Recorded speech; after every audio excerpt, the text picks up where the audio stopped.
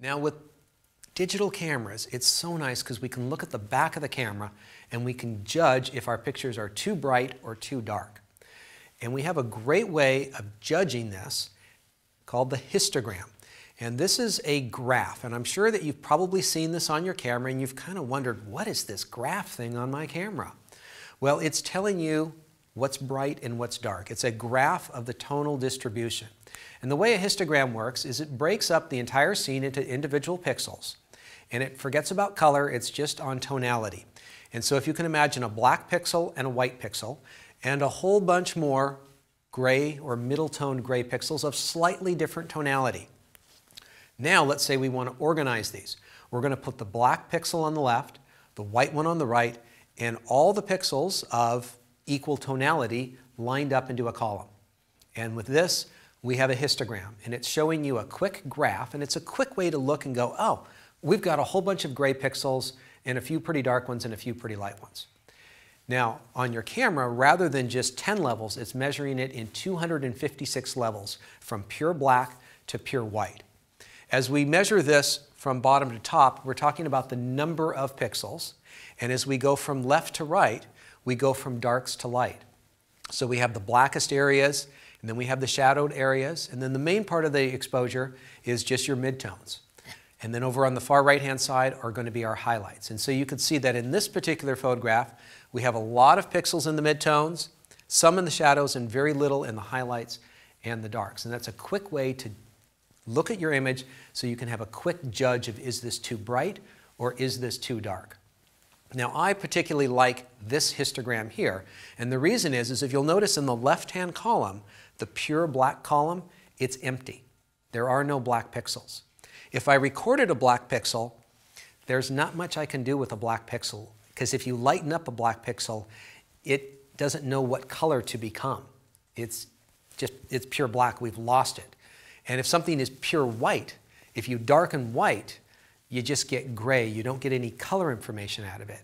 And so you typically don't want things that are perfectly black or perfectly white. You want to try to avoid that if you can.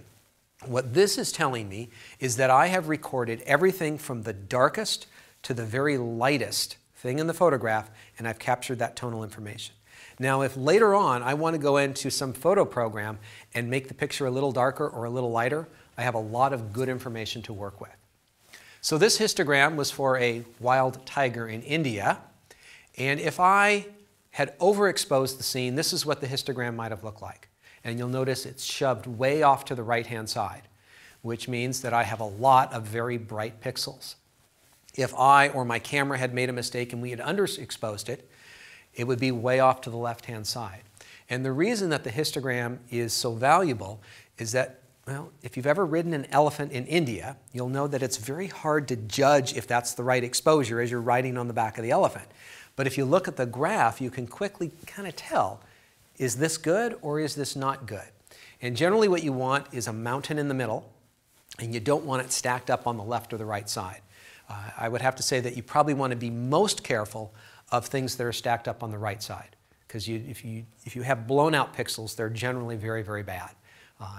There are exceptions to every case though, and every photograph will look slightly different with different images. The histogram will be different. And so I encourage you, once you take a picture, to look at the image on the back of the camera, and then in order to get this to pop up, what you will do is a lot of cameras on the back of the camera, they'll have a button called an info button or a display button.